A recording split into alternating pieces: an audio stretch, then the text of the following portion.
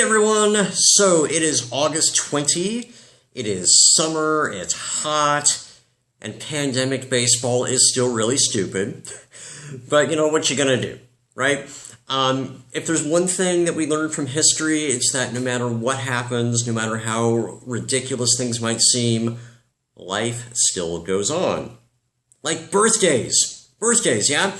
Last week, 3 members of my family had birthdays. My Aunt Rachel, my Uncle Art, my cousin Gregory, 3 people I love very much. If you're watching, happy belated birthday. You know whose birthday is today, August 20? Yeah? A lot of famous people that you should know. I'll give you a short list. Theologian Paul Tillich, interesting guy, you should look up his stuff. Architect Eero Saarinen, fabulous stuff, really talented guy. One of my favorite authors, H.P. Lovecraft. Inventor Tetsuzo Akutsu, I'm sure you know him, right? I didn't, I had to look him up. He's the guy who built the first artificial heart. Interesting, yeah? Journalist Connie Chung. Musician Robert Plant, Stairway to Heaven. Musician Isaac Hayes, Shaft. Baseball pitcher Mark Langston, who used to pitch for the Angels. I got to meet him about 30 years ago. That was pretty cool. And one guy none of you has probably ever heard of.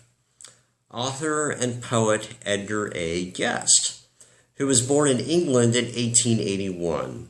Right? Now, Edgar Guest moved with his family to the United States the same year he was born. He became a citizen of this country, lived the rest of his life here, died in 1959. He started out working at a newspaper in Detroit, and he had his first poem published when he was just 17 years old. Now, over the next 40-some-odd years, Edgar Guest wrote 11,000 poems, published more than 20 books. He had a radio show. He was one of the most popular poets in America, partly because his poems were so uplifting and optimistic. Now, keep in mind that Edgar Guest lived through some of the most horrific events of the 20th century. World War I, the Spanish flu pandemic, the Great Depression, World War II, the Cold War, all of that, right? But through it all, he kept a sense of optimism before his readers. Now, looking back, reading his work now, I'll grant you, some of his poems are really cheesy, really schmaltzy. He was Edith Bunker's favorite poet, and if you get that reference, you have just dated yourself. But you know, I think that sometimes we need people with a bright outlook to remind us that even in all the turmoil that we face, there's good.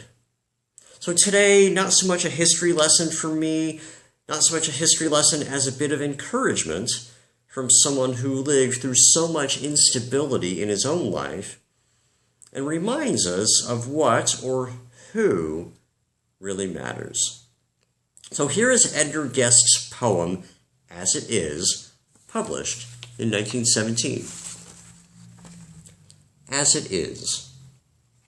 I might wish the world were better. I might sit around and sigh for a water that is wetter and a bluer sort of sky. There are times I think the weather could be much improved upon, but when taken all together, it's a good old world we're on. I might tell how I would make it, but when I have had my say, it's still my job to take it as it is from day to day. I might wish that men were kinder and less eager after gold. I might wish that they were blinder to the faults they now behold. And I'd try to make them gentle and more tolerant in strife, and a bit more sentimental o'er the finer things in life. But I am not here to make them or to work in human clay. It is just my work to take them as they are from day to day.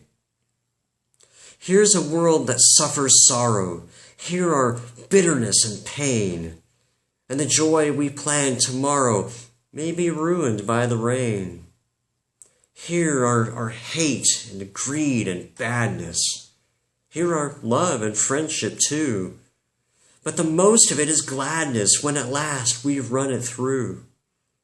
Could we only understand it, as we shall some distant day, we should see that He who planned it knew our needs all along the way. Be encouraged. Take it as it is.